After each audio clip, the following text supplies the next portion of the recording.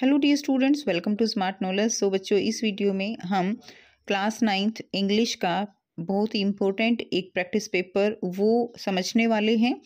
काफ़ी हेल्पफुल रहेगी वीडियो आपके एग्ज़ाम के लिए, सो वीडियो को एंड तक ज़रूर देखिएगा। Now let's start. तो फर्स्ट सेक्शन दिया गया है आपको रीडिंग स्किल, जो कि 20 मार्क्स का है। 10 मार्क्स का आपका अनसीन पैसेज है। तो सबसे पहले हम थोड़ा सा जल्दी जल्दी पढ़ेंगे बच्चों, क्योंकि वीडियो बहुत लंबी हो जाएगी otherwise. So Maharana Pratap the brave ruler of Mewar was a legendary figure in the Indian history. सभी बच्चे महाराणा प्रताप के बारे में जानते हैं। ब्रेव रूलर थे मेवाड़ के। He was born on May 9, 1540 in the reign of Kumbhalgarh and his name became synonym with the indomitable courage, determination and firm commitment to his homeland.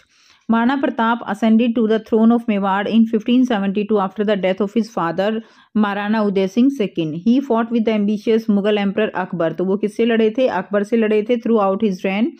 ठीक है, because Akbar wanted to capture Mewar. Akbar जो है वो मेवाड़ के ऊपर एक तरह से मेवाड़ को अपने राज्य में मिलाना चाहता था, जिसकी वजह से महाराणा प्रताप उनसे लगातार लड़े थे। Unlike many of his contemporaries who succumbed to Mughal dominance, Maharana Pratap refused to bow before Akbar. उन्होंने उसके सामने झुकने से मना कर दिया था। And decided to fight for the preservation of his ancestral land and cultural heritage. Cultural heritage, ancestral land को preserve करने के लिए उन्होंने लड़ना डिसाइड किया था। उसके बाद नेक्स्ट देखते हैं। One of the defining characteristic of Maharana Pratap character was his unwavering commitment to the principle of valour and honour. ठीक है, अपने सम्मान को बहुत ही महत्व देते थे। His famous horse Chetak, Chetak का घोड़ा जो है महाराणा प्रताप का घोड़ा चेतक, इसके बारे में तो सभी बच्चे जानते हैं। Exemplified these values as the loyal and fearless horse play a vital role in many of his battles. तो बहुत जो है साहसी घोड़ा था उनका। The Battle of Haldi Ghati in 1576, where Maharana Pratap faced Akbar in formidable army under the leadership of the famous commander Raja Man Singh, is a testament to the indomitable spirit. Despite being outnumbered, they fought with remarkable valor, and the battle became the defining moment in their legacy. ठीक है। उसके बाद Maharana Pratap life was marked by numerous hardship and sacrifices. उनकी life जो है वो बहुत hardship और सेक्रीफाइसेस से भरी हुई थी। He took refuge in the rugged Aravalli mountain, living a life of hardship and constant struggle उनकी लाइफ में था। He was known to live a simple and ascetic life, emphasising self reliance and the importance of the welfare of his people. अपने जो राज्य के लोग थे उनके वेलफेयर के लिए वो काम करते थे। The character of Maharana Pratap also reflected his commitment to preserving the cultural and religious tradition of Mewar. He was a patron of the art and promote a deep reverence for valor, honor and chivalry. His court was a hub of cultural activities. He supported artists, scholars and poets who enriched the heritage of Mewar. ठीक है, तो heritage को भी वो जो है preserve करते थे, बहुत ही लगाव था उनका। Maharana Pratap legacy endure in the annals of Indian history, not only for his military powers and bravery, but for unwavering spirit even in the face of the adversity. His devotion to his people, his motherland, and his unwavering pursuit of honor has made him enduring symbol of valor and patriotism. Even today, his memory is celebrated in songs, stories and festivals. So उनके ऊपर play होते हैं, songs गाए जाते हैं, stories हैं, festivals मनाए जाते हैं। His name continue to inspire generation to stand up for what they believe in and to defend their heritage with unwavering determination. So जो जनरेशन है वो उनसे इंस्पायर होती हैं। The life and legacy of Maharana Pratap is an integral part of India rich history, heritage and his synonym with the indomitable spirit of a true patriot and warrior. तो वो एक true patriotism उनके अंदर था, वॉरियर थे। अब यहाँ पे देखिए क्वेश्चन दिए गए हैं। फर्स्ट क्वेश्चन है, select the quality and characteristic that are synonym with Maharana Pratap legacy in Indian history. तो इसमें आंसर आपका ए हो जाएगा। क्या कैरेक्टरिस्टिक थी? इंडोमिटेबल करेज था, डिटर्मिनेशन थी and commitment to his homeland, ये आ जाएगा। सेकेंड है, describe Maharana Pratap reign and his resistance against the Mughal emperor Akbar. तो लगातार उन्होंने अकबर से लड़ाई की थी। We set his apart from his contemporaries and what were the core principles that guided his determination to preserve his homeland and cultural heritage। तो आपको इसका आंसर जो है वो लगभग 40 वर्ड्स में देना है। यहाँ से इसका आंसर करेंगे बच्चों। He fought with the ambitious Mughal Emperor Akbar throughout his reign because Akbar wanted to capture Mewar, इसलिए वो लगातार उनसे जो है लड़े थे। Unlike many of his contemporaries who succumbed to Mughal dominance, Maharana Pratap refused to bow before Akbar and decided to fight for the preservation of his ancestral land and cultural heritage. One of the characteristics of Maharana Pratap is unwavering commitment to the principle of valor and honor। तो ये आपका second का answer हो जाएगा। Next देखिए question number 3 है complete the sentence appropriately. तो यहाँ से आपको सेंटेंस कंप्लीट करना है। The authors use of vivid adjective in the paragraph such as valour and honour and loyal and fearless greatly affect the reader about Maharana Pratap famous horse Chetak because. ठीक है, तो Chetak because इसमें आप आंसर क्या लिखेंगे? तो यहाँ से लिखेंगे बिकॉज के बाद आ जाएगा Chetak played a vital role in many of his battles. तो जो चेतक है उसने उनकी काफ़ी बैटल्स में क्या की थी? हेल्प की थी। उसके बाद क्वेश्चन नंबर 4 है find word which means with an uneven or jagged surface from the passage. तो अनइवन और जेग्ड सरफेस का मतलब क्या होता है? Rough surface. ठीक है, तो उसके लिए आंसर आपका रहेगा सी यानी रट। उसके बाद नेक्स्ट देखिए क्वेश्चन नंबर 5 है complete the sentence appropriately according to the author the character of Maharana Pratap not only reflect the quality of a great warrior but also reflect the quality of protector of cultural and religious tradition of Mewar. ठीक है, तो इसको आपको complete करना है। यहाँ से answer करेंगे he was a patron of the art and promoted a deep reverence for valor, honor and chivalry. His court was a hub of cultural activities. He supported artists, scholars and poets who enriched the heritage of Mewar. ठीक है, ये 5th का answer हो जाएगा। Now let's move to the question number 6. Based on the reading of the passage, examine what aspect of Maharana Pratap legacy have solidified his enduring position in Indian history and how his unwavering spirit in the face of the adversity, dedication to his people and motherland and commitment to honor made him a symbol of valor and patriotism. Answer in about 40 words. ठीक है, तो इसके बारे में भी आपको क्या लिखना है? 40 वर्ड्स में बताना है। तो बच्चों ये क्वेश्चन नंबर 6 का आंसर हो जाएगा his devotion to his people, his motherland and his unwavering pursuit of honour has made him enduring symbol of valour and patriotism. Even today his memory is celebrated in songs, stories and festivals. His name continue to inspire generation to stand up for what they believe in and to defend their heritage with unwavering determination। यानी जो generation है उनको जो है inspiration मिलती है उनसे कि किस तरह से वो अपने जो कल्चर है, अपनी जो एंसेस्ट्रल जो एक वैल्यूज़ हैं उनको किस तरह से बचा के रख सकते हैं। Now next question number 7 है based on the understanding of the above passage what kind of life did Maharana Pratap lead during his refuge in Aravalli mountain। तो उनकी लाइफ जो है वो कैसी थी? उनकी लाइफ लग्जरी थी, कंफर्ट से भरी थी या simple ascetic life marked by hardship and struggle था?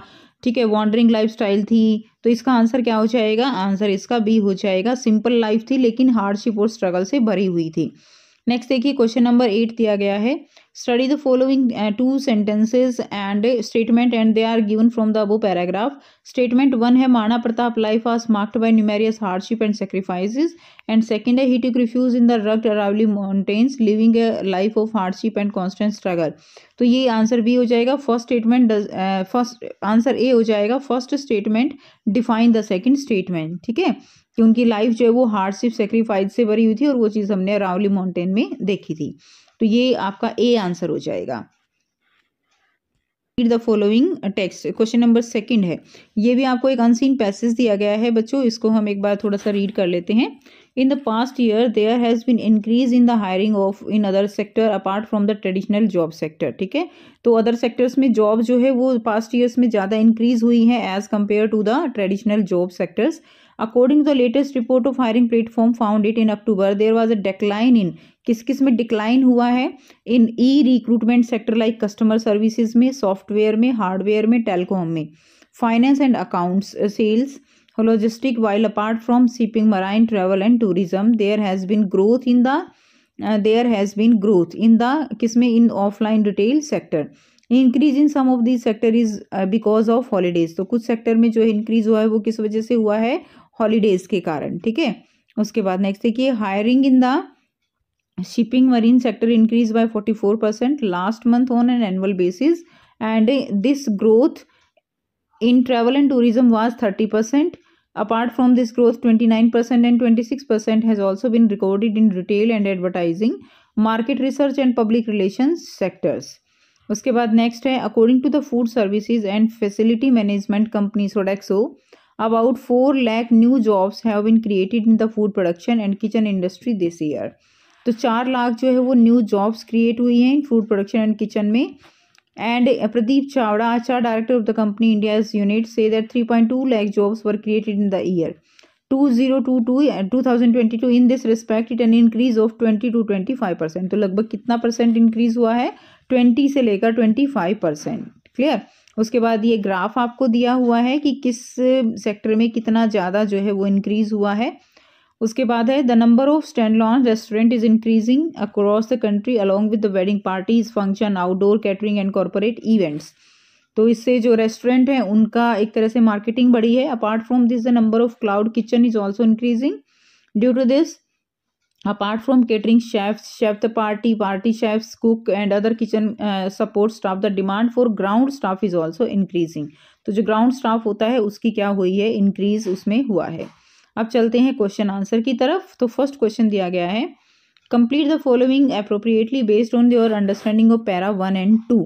We can say that the situation of e-recruitment sector is comparable with the offline retail sector in one of the reason for the growth in offline sector retail hiring is। तो क्या है? is holidays। तो एक main जो factor है हमने अभी ऊपर पढ़ा था, तो वो इंक्रीज होने का क्या है? हॉलीडेज के कारण। ये फर्स्ट का आंसर हो जाएगा। सेकेंड है fill in the blanks with the appropriate option from those given in bracket based on your understanding of para 2। तो according to the latest report from Foundit जो है सेक्टर ये दिए गए हैं, sector experience decline in e recruitment in October. तो हमने पढ़ा था, तो इसमें एक तो कस्टमर सर्विस आ जाएगा, एक सॉफ्टवेयर आ जाएगा। ये दो जो है इसके अंदर आंसर आ जाएंगे, customer services and software. Now let's move to the question number 3। Based on the survey result what should be the study finding suggest about the current labour market trend. तो करंट लेबर मार्केट जो है वो क्या हुआ है? Increasing. तो इसमें आप लिख सकते हो the current labour market trends get increasing. ठीक है, इसमें आपका आंसर आ जाएगा करंट, यहां से लेकर लिख सकते हो the current labour market trends get increased. Clear, ये आ जाएगा इंक्रीज्ड। उसके बाद नेक्स्ट देखिए क्वेश्चन नंबर 4 है, describe the main takeaway from the study mention in the above passage, rationalise your answer in 40 words. तो जो भी हमने ऊपर पैराग्राफ में पढ़ा है उसको हमें रेशनलाइज करके लिखना है अब लगभग 40 वर्ड्स में। उसके बाद देखिए नेक्स्ट क्वेश्चन नंबर 3 का जो आंसर हमने भी किया है, यहाँ से लिख सकते हो demand for labour market is also increasing. Next number 4 है जो हमें करना है, that is job in recruitment sector like customer services, software, hardware, telecommunication, finance and accounting, sales, logistic decline in October compare to last year. There has been an increase of about 4 lakh job in food production. ठीक है, लगभग 4 लाख जो है वो food production में increase हुआ, and about 3.2 lakh job in the kitchen industry, this in an increase of approximately 20 to 25%। Next देखिए question number 5 है, according to Sodexo how many new jobs were created in the food production and kitchen industry this year. तो कितनी job जो है, how many new jobs were created, तो कितनी jobs हुई? लगभग 4 लाख जॉब्स। क्लियर है, हमने ऊपर पढ़ा था ना अभी कितनी जॉब्स क्रिएट हुई हैं? 4 लाख जॉब्स। ठीक है, ये आ जाएगा। उसके बाद देखिए what percentage increase in job creation is mentioned in the passage compare to the previous year. Previous year के कंपैरिजन में कितनी परसेंट जॉब इंक्रीज हुई है? That is 25%। D will be the right answer.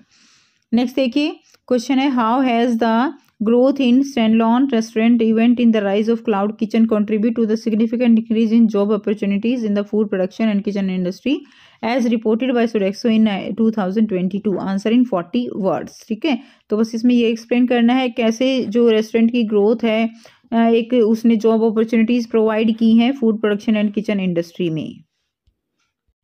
तो यहाँ से आएगा the number of standalone restaurant is increasing across the country along with the wedding parties, function, outdoor catering and corporate events. Apart from this the number of cloud kitchen is also increasing due to this. Apart from catering chef, chef de partie, pastry chef, cooks and other kitchen support staff, the demand for ground staff is also increasing. ठीक है, तो जो ground staff है उसकी भी demand क्या हुई है? इंक्रीज हुई है। चलिए नेक्स्ट कर लेते हैं। क्वेश्चन नंबर 8 है, apart from catering chef and pastry chef which of the following position is mention in demand in the industry.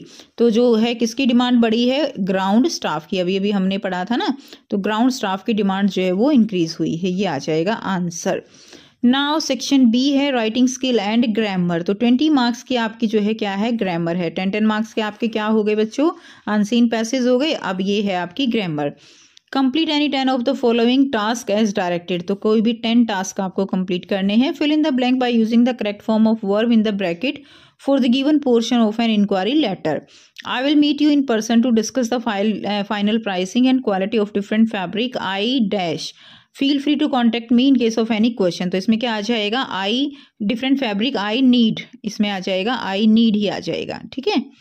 Next देखिए सेकंड दिया गया है, read the given sentence from a prominent business blog, identify the error and supply the correction in the sentence.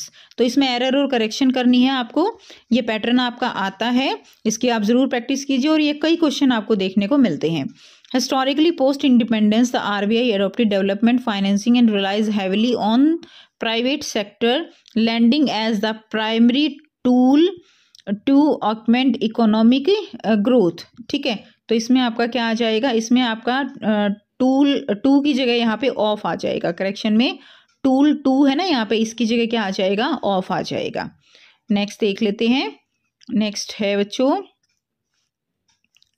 Question number third है, Manisha and Sarita had a conversation about their favourite podcast. Report Manisha question, do you listen to any podcast. तो इसको आपको इसकी जो speech है, आपको reported speech वो change करनी है. Do you listen to any podcast, तो इसको यहाँ से चेंज करेंगे बच्चों. Manisha asked Sarita if she listened any podcast. ठीक है, उसमें जो डू है उसको हम चेंज करके क्या लगाएंगे, इफ लगाएंगे. एंड वर्ब की थर्ड फॉर्म हो जाएगी if she listened any podcast. Clear. Next देखिए, नेक्स्ट क्वेश्चन है, read the dialogue between Umesh and his friend Amol regarding weather forecast. ठीक है, डायलॉग दिए गए हैं. उमेश है, what is the weather going to be like today. ठीक है, Amol the forecast said it's going to be cold all weekend. अब आपको क्या करना है, डायलॉग दिए गए ना उमेश एंड अमोल के बीच, तो select the correct option to complete the reporting of the above dialogue. तो इसको जो है रिपोर्ट करना है.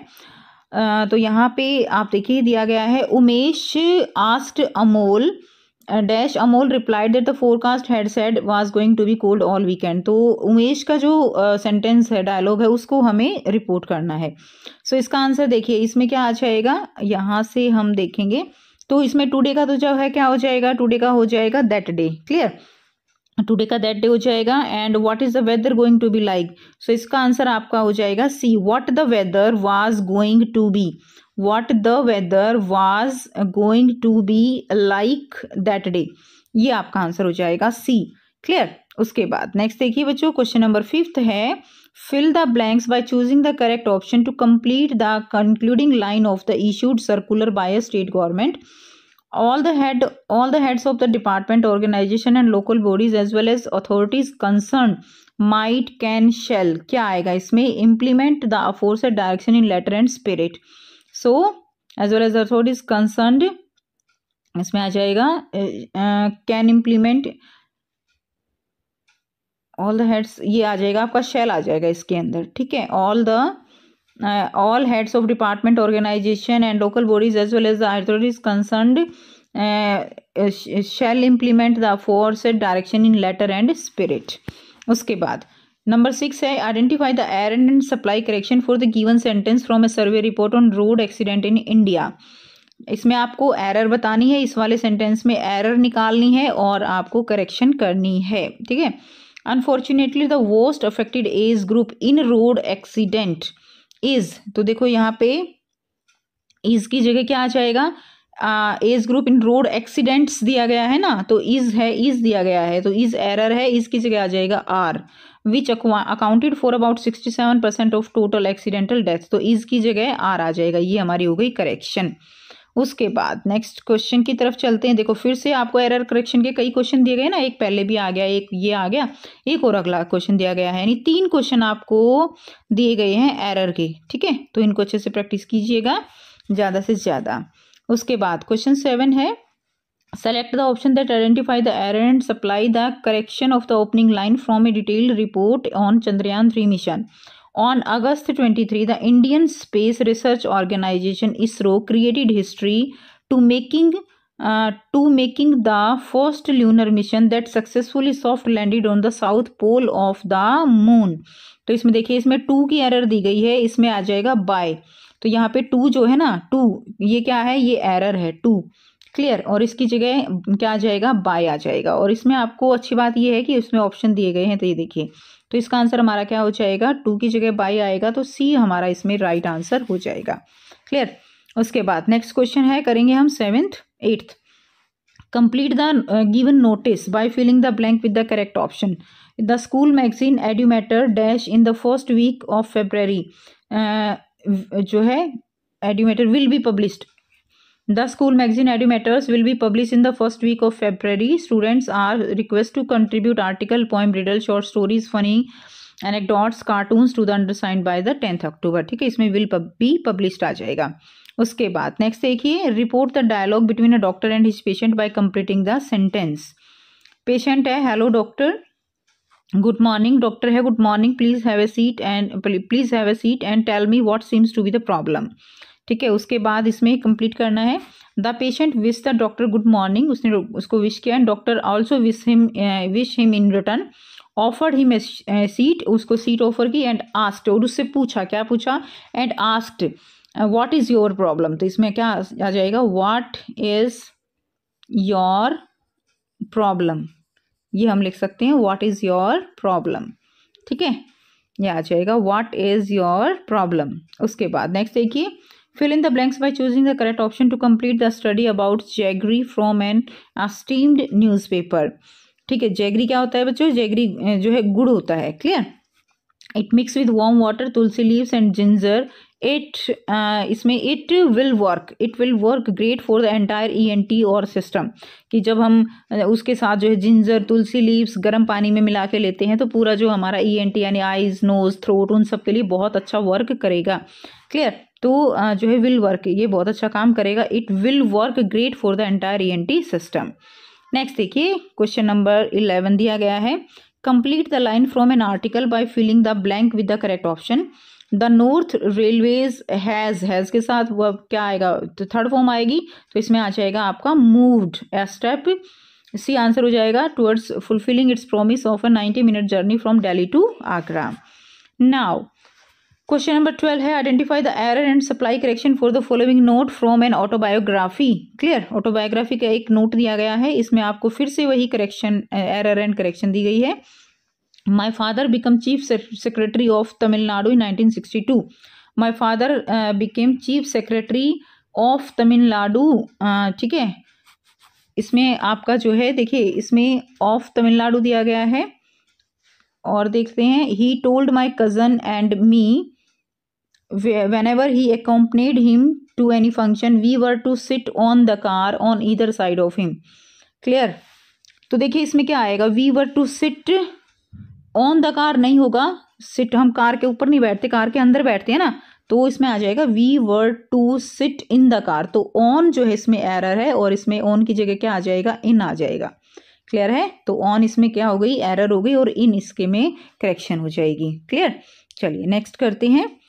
नेक्स्ट है, अब राइटिंग आपको दिया गया है, अब देखिए 10 मार्क्स की आपकी जो है यहाँ पे ग्रामर हो गई।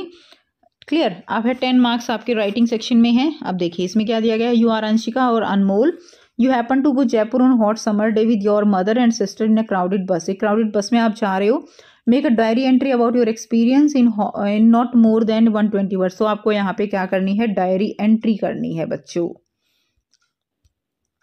तो डायरी एंट्री आप खुद से लिख सकते हो, बस यहाँ पे एक फॉर्मेट दिया जा रहा है आपको, सिंपल डायरी एंट्री कैसे करते हैं। तो डेट लिख देंगे 15 मार्च 2020 जो है 3। ठीक है, आप अपनी इच्छा से जो भी अपडेट है वो डाल लीजिएगा। उसके बाद है, dear diary, I had a bad today, I had go through a crowded bus today in Jaipur, I missed my train to Delhi. ठीक है, train, I missed my train to Delhi, so I had to take the bus. It was a worst experience. My mother, my sister and I had to stand all the way. सारा time खड़े रहे, and there was no place to move. I even found it difficult to breathe. When I got near Delhi, I got a little place to sit. ठीक है, दिल्ली के नज़दीक जो है क्या हुआ, बैठने की जगह मिली। I was very relieved to get down from the bus. From this experience, I am kind of demotivated to travel by bus. It also made me sad because the poor quality of transportation. I have to travel for one day, but there could be many people who have to face this frequently. I hope the situation improve। ठीक है, तो ये आपकी diary entry हो जाएगी। उसके बाद इसमें जो है फोर्थ का बी पार्ट दिया गया है। It was a sunny day and I had invited a few friends at home. एक सनी डे है और मैंने अपने फ्रेंड्स को इनवाइट किया है। सडनली स्टार्ट रेनिंग हैवली, और एकदम से बारिश बहुत तेज़ आ गई। अब ये स्टोरी है, इस स्टोरी को आपको 100 to 120 वर्ड्स में एक सूटेबल टाइटल के साथ इसको क्या करना है, कंप्लीट करना है। सो बच्चों, जो स्टोरी होती है वो आपको खुद से लिखनी होती है, अपने आइडियाज़ से लिखनी होती है। ठीक है, तो यहाँ पे जस्ट एक हिंट दिया गया है कि किस तरह से आप इसको कंप्लीट कर सकते हो। The sun bled on to the lawn painting crimson streaks on my friend faces as we laughed, then thunder cracked and the sky twisting into a malevolent grin, rain erupted, each drop of a teeny hammer pounding on the fragile peace, panic flickered in the eyes. जो starting में क्या हुआ, हमें जैसे panic क्या होता है, गुस्सा आया। Mirroring the dying light, my green to twisted don't worry, I rest, voice slithering like a snake. Clear? इसको थोड़ा सा आप और इजी लैंग्वेज में, अपनी लैंग्वेज में इजी करके लिख सकते हो। As soon as it started raining, we all started running here and there. At first, we were very angry because all the fun was spoiled, but later we had a lot of fun in the rain. We all took bath in the rain. हम सब बारिश में नहाए. The sun peeked through. ठीक है, धीरे थोड़ा थोड़ा सन जो है वो दिखाई दे रहा था, but beneath its golden gaze lay a field of broken friendship, where laughter once blossomed, new grew only thorns. तो इस तरह से इसको आप कंप्लीट कर सकते हो। नेक्स्ट देखिए, क्वेश्चन नंबर 5 का ए है, you happen to visit a colourful garden in bloom. ठीक है, आप एक गार्डन में विजिट करने चाहते हो। You found it to be a flourishing garden bursting with colourful flowers, buzzing insects and the sweet fragrance to blossom. Write a descriptive paragraph about your visit in not more than 120 words. तो आपको जो garden घूमने गए हो उसके बारे में आपको लिखना है, आपने वहाँ पे क्या क्या देखा। सो यहाँ से लिख देंगे, I recently had the opportunity to visit a garden and it was truly a delightful experience. The garden was filled with a variety of plants and lovers including roses, lilies, daisies and tulips. The color and scent of the plants and flowers were delightful and I had found myself drawn to the beauty and tranquility of the garden. ठीक है, तो यानी मैं उनकी तरफ बहुत आकर्षित हुआ और बहुत इंजॉय किया। तो ये चीज़ आपको लिखनी है। उसके बाद नेक्स्ट दिया गया है, इसी में और दिया गया है, you have a beloved pet. आपके पास एक पेट है। Paint a picture of your favourite pet. आपको अपने फेवरेट पेट में जो पेट है उसकी पिक्चर पेंट करनी है, detailing their appearance, personality and bond you share. तो आपको उसे के साथ किस तरह का बॉन्ड है वो बताना है। एक डिस्क्रिप्टिव पैराग्राफ लिखना है, नॉट मोर देन 120 वर्ड्स। सो इसमें आप लिख देंगे जो भी आपका पेट है, डॉग भी हो सकता है, कैट भी हो सकती है, जो भी आपको ठीक लगता है वो लिख दीजिएगा। Just an example, I have taken a kitten as my pet, it is female with silky fur and skin, she keep me busy, my mother doesn't take interest in my pet. मेरी mother जो है वो पेट में interest नहीं लेती हैं। She curses a little one for doing mischief, वो जो शरारती करती है उसके लिए उसको बोलती है। For moving about in the house, for making the bed and floor dirty, जब वो इस तरह के काम करती है। The kitten enter the kitchen and drink up milk, वो दूध पी जाती है। She is naughty and disobedient also and she is most unlike a dog which is loyal, obedient and strong. Still I like my pet because it is lively, playful and frisky. तो फिर भी मैं अपने पेट से प्यार करता हूँ क्योंकि वो प्लेफुल है, फ्रिस्की है। क्लियर? नेक्स्ट देखिए, सेक्शन डी है, literature text book and supplementary reading. जो है टेक्स्ट से ये क्वेश्चन है और ये पहला जो पोर्शन है ये आपका टोटल, ये वाला जो आपका लिटरेचर का रहेगा ये आपका 40 मार्क्स का रहेगा। सो सबसे पहले क्वेश्चन नंबर 6 दिया गया है, read the given extract and answer the question for any one of the two given. It was a hot summer night about 10 o'clock. I had my meal at the restaurant and returned to my room. तो मैं अपने कहाँ गया, room पे गया। ये आपका chapter है the snake and the mirror, उससे लिया गया है। I heard a noise from above. I opened the door. जैसे डोर ओपन किया एक आवाज़ सुनाई दी। The sound was familiar one. Sound जो है वो सुनी सुनाई थी। One could say that the Reds and I share the room. ठीक है, तो वो जो साउंड थी वो किसकी थी, रेड्स की थी, जिनके साथ मैंने रूम शेयर किया। I took out my box of matches and lighted the kerosene lamp on the table. मैंने माचिस निकाल ली और कैरोसिन लैम्प को जलाया। अब यहाँ पे दिया गया है, make one inference about the following sentence, the sound was a familiar one, rationalise your response in 40 words. ठीक है, तो इसके बारे में आपको लिखना है। सो लिख देंगे, because there were many rats in his room and their constant squeaking or scampering about had become familiar. जो आवाज़ कर रहे थे वो जो है उसके लिए क्या थी, फैमिलियर थी। नेक्स्ट देखिए क्वेश्चन नंबर सेकंड है, स्टेट ट्रू और false. The writer lived in a well kept and neat house. तो ये ट्रू है या फॉल्स है? तो well kept and neat house नहीं था, वहाँ पे जो है क्या थे, रैट थे। तो ये क्या है, ये फॉल्स हो जाएगा। एक तरह से हम उसको फिर नीट नहीं कह सकते हैं। क्लियर, फॉल्स हो जाएगा। नेक्स्ट देखिए क्वेश्चन नंबर थर्ड दिया गया है, the narrator says he lighted the lamp in for one reason for him doing so. उन्होंने जो है लैम्प लाइट क्यों किया? That he lighted the lamp in for one reason for him doing so. The house didn't have any power supply. ये है, ये he wanted to go outside in the dark night. He needed to study in the light of the lamp. He liked to sleep in the light of the lamp. तो ये जाएगा the house didn't have any power supply. Question number fourth है, which word और phrase was correctly जो है substitute shared. Shared को क्या share जो वर्ड है उसका क्या सिनोनिम हो सकते हैं गिवन सेंटेंस में? क्लियर, तो शेयर के सिनोनिम क्या हो सकते हैं? शेयर के सिनोनिम हम कह सकते हैं म्यूचुअल हो सकता है, ठीक है ना, एक दूसरे के साथ, या कॉन्ट्रीब्यूट हो सकता है, कॉन्ट्रीब्यूट। क्लियर, शेयर जब हम करते हैं तो यानी कॉन्ट्रीब्यूशन होता है, तो कॉन्ट्रीब्यूट हो सकता है या म्यूचुअल हो सकता है। यह आपका फोर्थ का आंसर हो जाएगा। Now let's move to the question number B part of this question. ठीक है, और में दिया गया है, दोनों में से कोई एक करना है। काठमांडू जो चैप्टर है आपका उससे लिया गया है ये paragraph. Kathmandu is vivid. Vivid का मतलब होता है bright.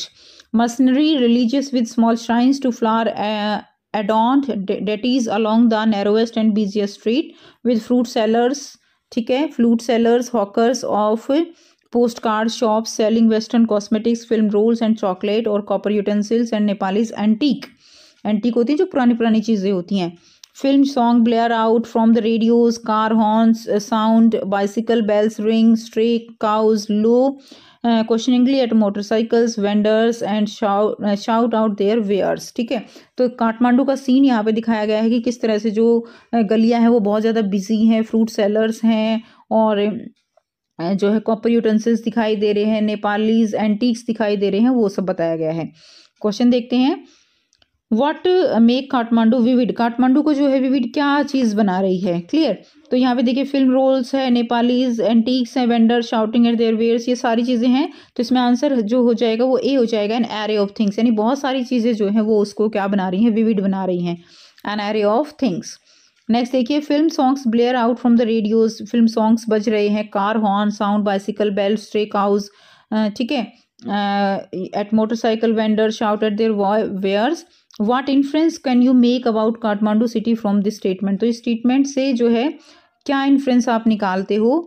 Clear,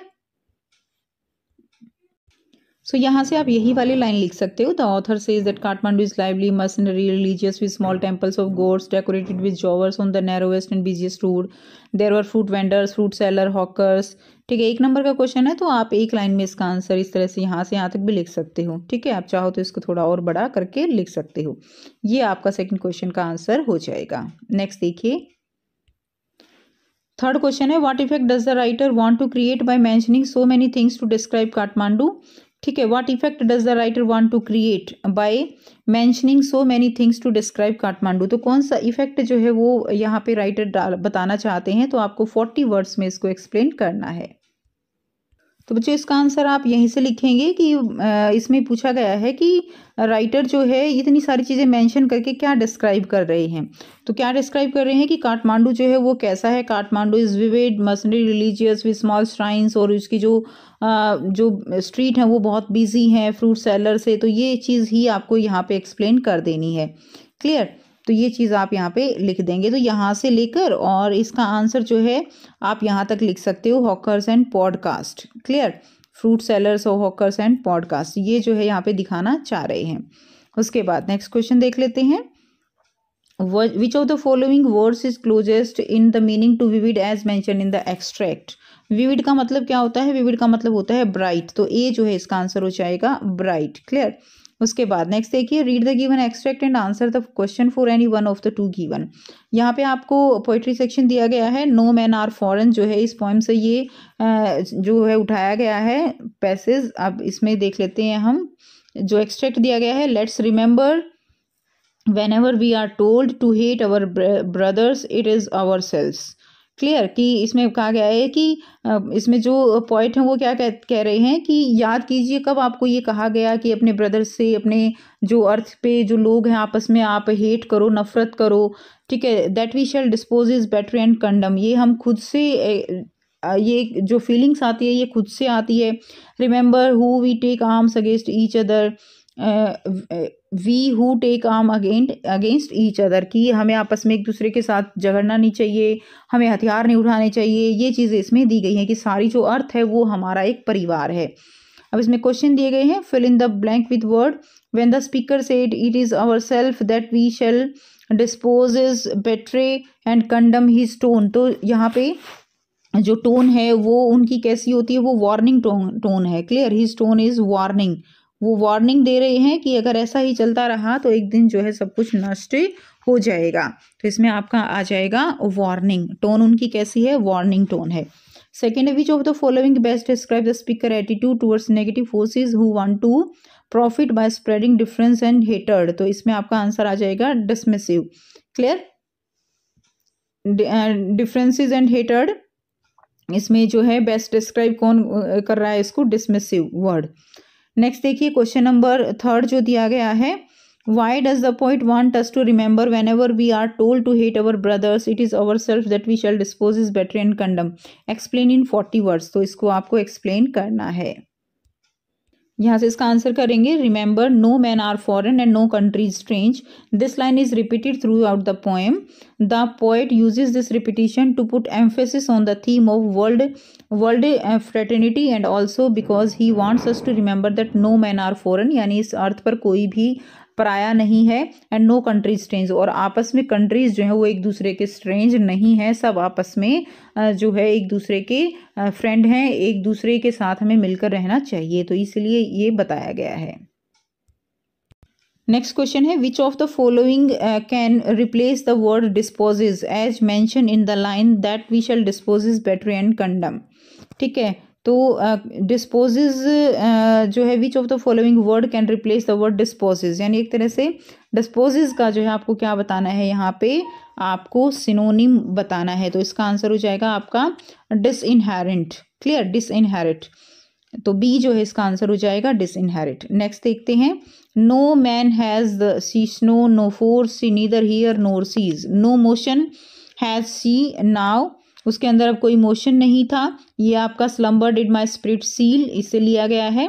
she neither hear nor sees, वो ना सुन सकती है ना देख सकती है।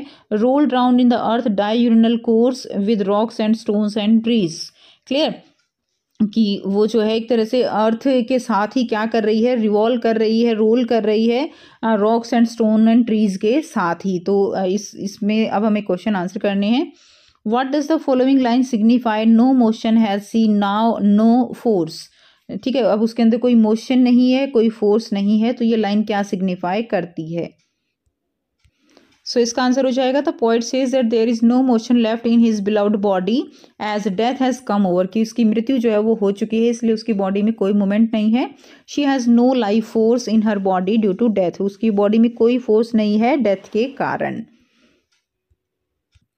नेक्स्ट देख लेते हैं, क्वेश्चन नंबर 2 है, what is the significance of the following rolled round in the earth diurnal course with rocks and stones and trees, explain in about 40 words, तो क्या सिग्निफिकेंस है इसका, ये आपको यहाँ पे 40 वर्ड्स में एक्सप्लेन करना है।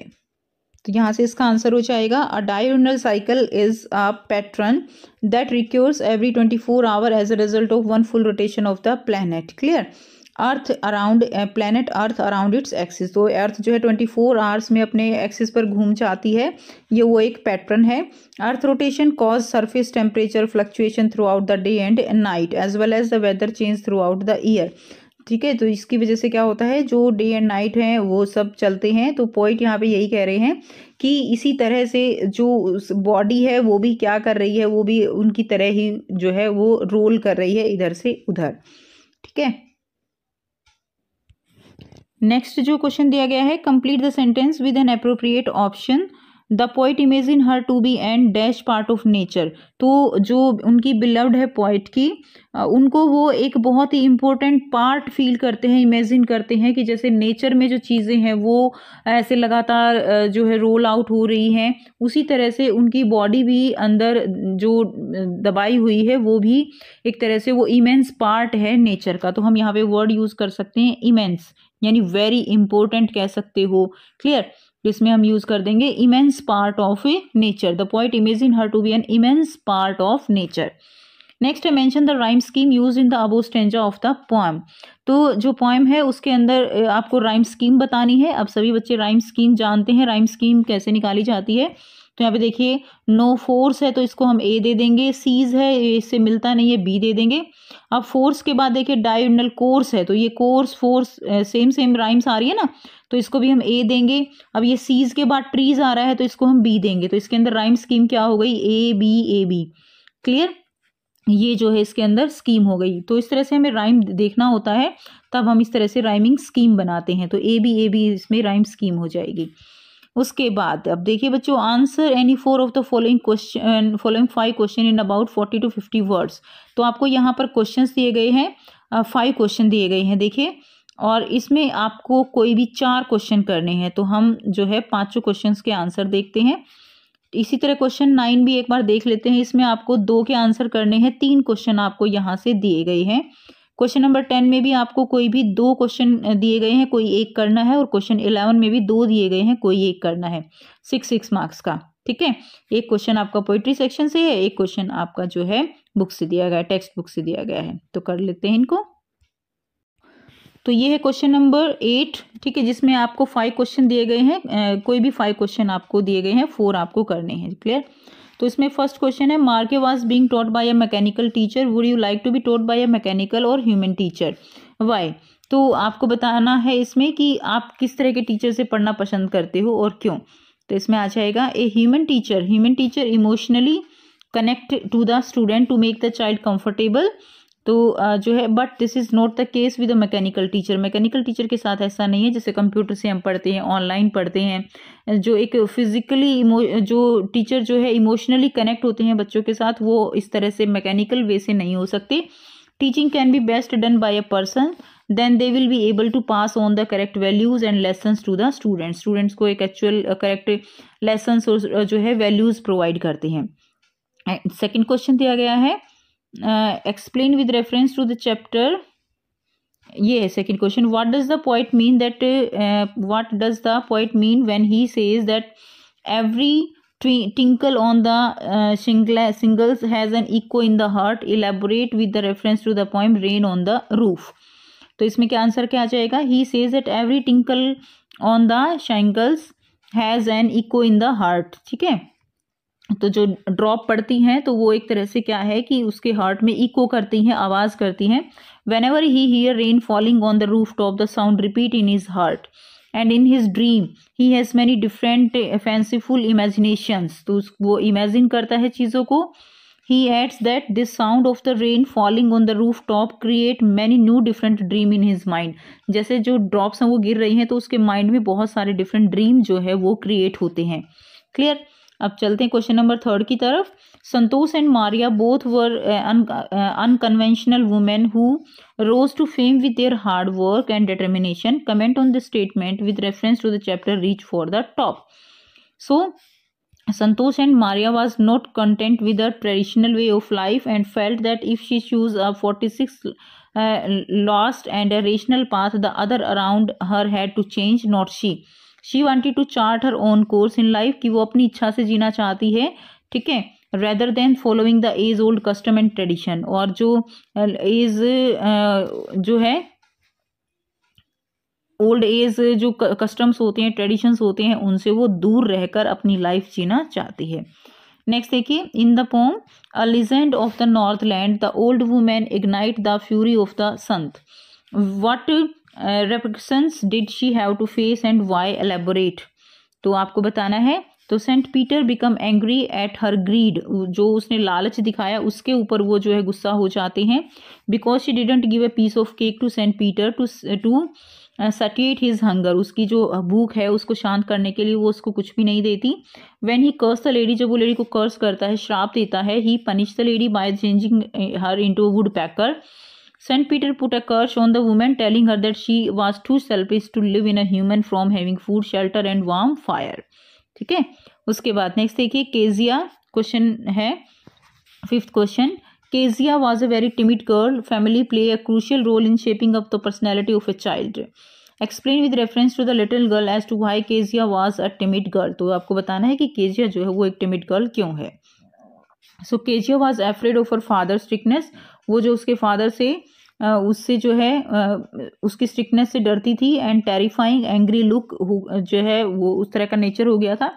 Instead of tender love and affection, she would get harsh word of scolding and physical punishment for him. अब उसको एक तरह से लव और अफेक्शन जो है वो नहीं चाहिए था, उसको हर बार लगता था कि उसको हरास वर्ड्स वो बोले जाएंगे, डांटा जाएगा और फिजिकल पनिशमेंट उसको दी जाएगी। ठीक है, इसीलिए वो क्या हो गई थी, टिमिड गर्ल हो गई थी, जिद्दी लड़की हो गई थी। क्वेश्चन नंबर 9 है जिसमें आपको जो है 2 क्वेश्चन करने हैं किन्हीं भी 3 क्वेश्चंस में से। तो इसमें सबसे पहला क्वेश्चन है Sue and Johnsy share special bond, justify by taking example from the chapter last leaf. Last leaf की स्टोरी आपको पता है, शू एंड जॉन्सी जो है उसमें जो फ्रेंड है, ठीक है, उसके ऊपर बेस्ड है। तो उनके बीच में स्पेशल बॉन्ड है, तो वही बॉन्ड आपको यहाँ पर बताना है। There is very good friendship between Shue and Johnsy. They share room. Shue take care of Johnsy, who was suffering from pneumonia and pessimism, and says that she would die. ठीक है, friendship save Johnsy life, तो जो उनकी friendship है वो Johnsy की life को save करती है। ये दिखाता है कि उनके बीच में क्या है, एक स्पेशल बॉन्ड है। नेक्स्ट है explain briefly how Sergei help the beggar in transforming his life, कि सर्जी जो है वो बेगर की लाइफ को ट्रांसफॉर्म करने में कैसे हेल्प करते हैं। आंसर रहेगा Sergei help Lushkoff into a respectable life by giving him small job every time he came to the yard. Now Lushkoff did not need to beg, अब लश्कॉफ जो वो बैगिंग नहीं करता है because he got paid for all the small task given to him by Sergei. अब Sergei उसको जो छोटे छोटे टास्क देता है वो करता है और वो उसके काम करता है। नेक्स्ट देखिए 3rd क्वेश्चन है अ house is not a home, justify. एक हाउस जो है वो होम नहीं होता, इसको आपको जस्टिफाई करना है। The aptness of the title of the chapter with reference to example from the chapter itself. तो देखिए जब आपस में जो मेंबर होते हैं घर में, उनके बीच में आपस में एक लव का बॉन्डिंग होती है, तभी वो हाउस होम बनता है। इसी के बारे में एक्सप्लेन करना है। The title a house is not a home encapsulate the idea that a house and a home are not synonyms. ठीक है, ये थोड़ा स्पेलिंग ठीक कर लीजिएगा, सिनोनिम्स। अ हाउस में प्रोवाइड शेल्टर, हाउस के अंदर क्या हो सकता है, शेल्टर हो सकता है, बट होम जो है वहाँ पे लव होता है, इमोशनल कनेक्शंस होते हैं एंड पर्सनलाइजेशन थ्राइव होता है। It is a intangible aspect that truly make a place feel like home. तो एक जो होम होता है वहाँ पे एक जो प्लेस होता है वो बहुत ही कोजी होता है, बहुत ही जो है आप कह सकते हो लवली प्लेस होता है होम। क्वेश्चन नंबर 10 है answer any one of the following 2 question in about 120 words. ठीक है, तो 2 क्वेश्चन दिए गए हैं, उनमें से एक आपको करना होगा। फर्स्ट क्वेश्चन है family play an important role in shaping up the future of a child. एक चाइल्ड के फ्यूचर को शेप करने में फैमिली बहुत ही ज़्यादा रोल प्ले करती है। Justify the statement with reference to APJ Abdul Kalam and Albert Einstein. ठीक है, तो इसमें इसका आंसर लिखेंगे Abdul Kalam called his childhood a secure one because he had loving and caring parents who gave love and guidance to their children and took care of their emotional and physical needs. They provide their children with all necessities in terms of food, medicines or clothes. Having a secured childhood would surely help a kid to improvise herself in the hobbies as to make them confident. तो उनकी जो habits थे अपने बच्चों को एक तरह से उनकी केयर जो करते थे, तो उससे उनको क्या मिला, एक कॉन्फिडेंस मिला। Security also help in building A secure independent future. Abdul Kalam inherited honesty and self discipline from his father. तो जो अब्दुल कलाम थे उनको अपने फादर से क्या मिला, उनको ऑनेस्टी मिली, सेल्फ डिसिप्लिन मिला and faith in goodness and kindness from his mother. उनकी मदर से उनको kindness milli. Through his motivational speeches, he has inspired countless young minds and adult alike. उसके बाद सेकंड क्वेश्चन है, इन the pome on killing a tree the poet explain how does a tree offer resistance to its destruction, how and when does its resistance fail, elaborate. तो इसमें बताया गया है कि जब हम एक पेड़ को मारते हैं तो जो पोएट है वो एक्सप्लेन करते हैं कि कैसे ट्री अपने आप को, अपनी जो डिस्ट्रक्शन है उसको रजिस्ट करता है और कैसे वो फेल हो जाता है, कब वो फेल हो जाता है एक ट्री. सो आंसर रहेगा it has grown slowly consuming the earth. अब धीरे धीरे जब हम उसको ऊपर से काट देते हैं तो वो धीरे धीरे अर्थ से जो न्यूट्रिशन है वो कंज्यूम करता है. फीडिंग अपॉन इट्स कस्ट, एब्जॉर्बिंग ईयर्स ऑफ सनलाइट, बहुत सालों तक वो लाइट एब्जॉर्ब करता है. The strength it has stored through a long period of hard work and patience can not be destroyed in one go. ठीक है. When a tree is chopped, the bark bleed, but soon they heal up and expand again to the former size. धीरे धीरे वो बड़ा होता है और फिर से अपनी जो ब्रांचेस है उनको फैला लेता है. अब इसमें दिया गया है when does its resistance fail, और कब इसका रेजिस्टेंस फेल हो जाता है. तो इसमें आप एक लाइन ऐड कर दीजिएगा, when the roots they are come out. ठीक है. when we die the tree by the roots, जब हम एक ट्रीज को उसके रूट से निकाल देते हैं, उसकी जड़ों से उसको मार देते हैं, तब वो उसका रेजिस्टेंस फेल हो जाता है. नेक्स्ट देखिए क्वेश्चन नंबर 11 है, answer any one of the following two questions in about 100 to 120 words. In the chapter The Happy Prince, the little swallow feeler colder and colder but keep up her determination to help support the prince. How did the bird show his great strength and courage? Explain. Clear? Chapter है happy Prince, वहां से इसको लिया गया है. The swallow is an example of helpfulness because noted in the story it states the little swallow seeing that the prince has nobody to look after him, कि Prince के पास कोई भी उसकी देखभाल करने के लिए नहीं है. After he gave away all his gold and valuable eyes, उसने अपनी सारी चीजें दे दी हैं. He was willing to sacrifice his life for the love he has for the prince. ठीक है. वो अपनी लाइफ को भी पूरी तरह से सेक्रीफाइस करने जो है करना चाहता है. नेक्स्ट देखिए और में दिया गया है question, in the chapter The Lost Child, the child get attracted to a lot of things in the beginning but the same thing lose their attraction for the child towards the end. कि lost child जो chapter है इसमें बच्चा जो starting में बहुत सारी चीज़ों की तरफ अपना अट्रैक्शन दिखाता है, क्लियर, एंड लास्ट में लेकिन वो फिर बाद में अपना अट्रैक्शन जो है वो एंड में खो देता है. Explain why does this happen, taking example from the chapter. तो क्यों ऐसा होता है. सो आंसर रहेगा The lost child loses interest in the things that he had wanted earlier because he was panic stricken on being separated from his parents.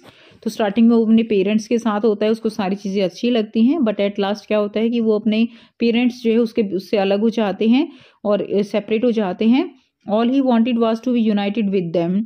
All the things that attracted him in the fear no longer tempt him. अब उसको कोई भी चीज़ जो है tempt नहीं कर रही है, वो कुछ भी नहीं चाहता है. And now the only thing that mattered was finding his parents. अब उसको जो चाहिए वो केवल और केवल अपने पेरेंट्स चाहिए. ठीक है. यानी यहाँ पे बच्चे का और जो पेरेंट्स का बॉन्ड है वो यहाँ पे दिखाया गया है कि चीज़ें तभी तक अच्छी लगती हैं जब तक बच्चा अपने पेरेंट्स के साथ होता है. बाद में उसको किसी भी चीज़ की कोई टेम्पटेशन, कोई इच्छा नहीं होती है. तो इसके बारे में आपको यहाँ पर लिखना है. तो बच्चों आपको अगर स्टोरी समझ आ जाती है ना अच्छे से, चाहे वो पोम है चाहे वो जो है अलग सेक्शन है, तो आप उसको इजीली अपनी लैंग्वेज में लिख सकते हो. बस थोड़ा सा आपको उसको लिखने की ग्रामेटिकल ट्राई जो है वो करनी है. मिलते हैं नेक्स्ट वीडियो में नेक्स्ट टॉपिक के साथ. Take care, bye bye.